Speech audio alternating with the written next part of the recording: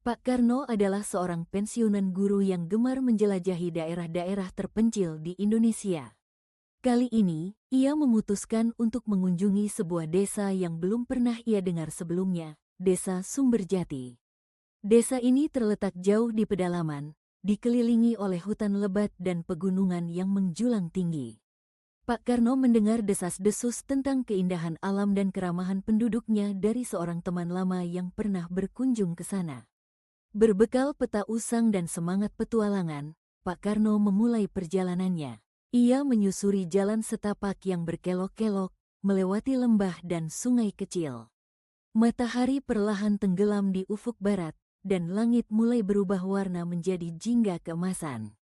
Pak Karno merasa tenang dan damai, seolah-olah alam menyambutnya dengan tangan terbuka. Namun, ketika malam mulai merayap, suasana berubah. Angin dingin berhembus, membawa serta suara-suara aneh dari dalam hutan. Pak Karno merasakan bulu kuduknya meremang. Ia mempercepat langkahnya, berharap segera tiba di desa. Namun, seiring dengan semakin gelapnya malam, peta yang ia bawa terasa semakin tidak berguna. Jalan setapak yang ia ikuti tiba-tiba menghilang, dan Pak Karno mendapati dirinya tersesat di tengah hutan yang lebat. Dalam kebingungannya, ia melihat cahaya remang-remang di kejauhan. Dengan harapan itu adalah cahaya dari desa yang ia tuju, Pak Karno mengikuti arah cahaya tersebut. Setelah berjalan beberapa lama, ia tiba di sebuah desa kecil yang tampak sunyi dan misterius. Rumah-rumah kayu berdiri berjajar, tampak tua dan ditumbuhi lumut. Tidak ada satupun penduduk yang terlihat, hanya suara serangga malam yang terdengar jelas. Pak Karno merasa ragu, tetapi rasa lelah dan dingin membuatnya memutuskan untuk mencari tempat berteduh. Ia mengetuk pintu salah satu rumah, dan seorang wanita tua membukakan pintu. Wanita itu tersenyum ramah dan mempersilakan Pak Karno masuk. Di dalam rumah, suasana terasa hangat dan nyaman. Wanita tua itu memperkenalkan dirinya sebagai Nyai Sumi, dan dengan cepat menyiapkan secangkir teh hangat untuk Pak Karno.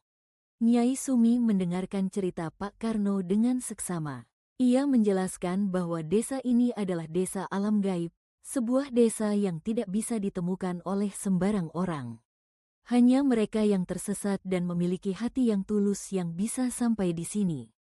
Pak Karno merasa heran dan sedikit cemas mendengar penjelasan Nyai Sumi, tetapi keramahan wanita tua itu membuatnya merasa tenang.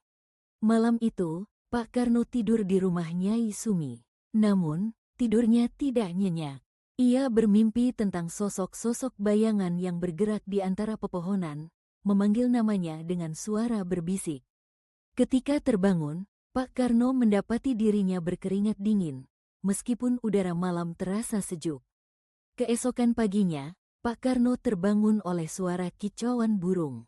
Ia keluar rumah dan melihat desa yang tampak berbeda di bawah sinar matahari pagi. Penduduk desa mulai beraktivitas, dan suasana yang tadinya sunyi kini dipenuhi dengan suara tawa anak-anak dan obrolan para wanita yang sedang menumbuk padi. Pak Karno merasa lega, seolah-olah ketegangan malam sebelumnya hanyalah mimpi buruk. Pak Karno menghabiskan hari itu berkeliling desa, berkenalan dengan penduduk setempat. Mereka semua menyambutnya dengan hangat, meskipun ada sesuatu yang aneh dalam cara mereka berbicara dan bergerak. Seolah-olah mereka semua mengikuti pola yang sama, seperti sebuah tarian yang telah dihafal dengan sempurna. Pak Karno mencoba mengabaikan perasaan aneh itu dan menikmati keindahan alam desa ini. Namun, ketika malam tiba, suasana kembali berubah. Pak Karno merasakan kehadiran sesuatu yang tidak terlihat, seolah-olah ada mata yang mengawasinya dari kegelapan. Ketika ia kembali ke rumah Nyai Sumi, wanita tua itu memberinya sebuah amulet kecil. Nyai Sumi mengatakan bahwa amulet itu akan melindunginya dari roh-roh yang berkeliaran di desa ini. Pak Karno merasa bingung, tetapi ia menerima amulet itu dengan rasa terima kasih. Malam itu, ia kembali bermimpi buruk. Kali ini, ia melihat sosok-sosok bayangan itu lebih jelas. Mereka tampak seperti penduduk desa, tetapi wajah mereka tidak memiliki mata, hidung, atau mulut. Mereka hanya berdiri diam, mengelilingi Pak Karno sambil mengulurkan tangan mereka. Ketika terbangun, Pak Karno merasa ketakutan. Ia merasa bahwa ia harus segera meninggalkan desa ini. Namun, ketika ia berbicara dengan Nyai Sumi, wanita tua itu hanya tersenyum dan mengatakan bahwa Pak Karno tidak bisa pergi begitu saja. Desa alam gaib memiliki aturannya sendiri, dan Pak Karno harus menemukan jalan keluarnya sendiri. Pak Karno merasa putus asa, tetapi ia tidak menyerah. Ia menghabiskan hari-hari berikutnya mencari petunjuk di desa itu, berbicara dengan penduduk dan mengamati setiap sudut desa. Namun, setiap kali malam tiba, mimpi buruknya semakin menjadi-jadi. Pak Karno merasa terjebak dalam lingkaran yang tidak berujung. Suatu malam, ketika bulan purnama bersinar terang, Pak Karno memutuskan untuk berjalan-jalan di sekitar desa.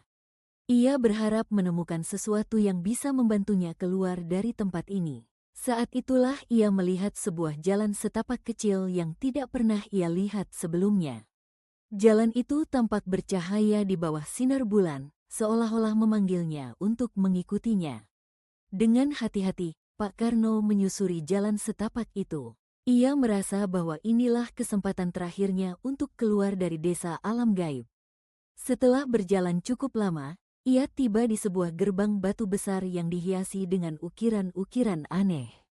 Pak Karno merasa ragu, tetapi ia tahu bahwa ia harus melanjutkan perjalanan.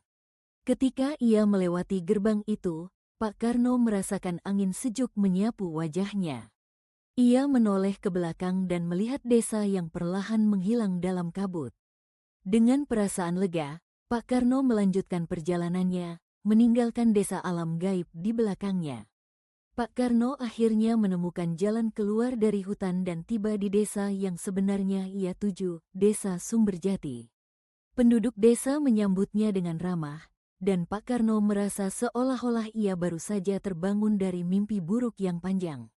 Meski begitu, pengalaman di desa alam gaib meninggalkan bekas yang mendalam di hatinya.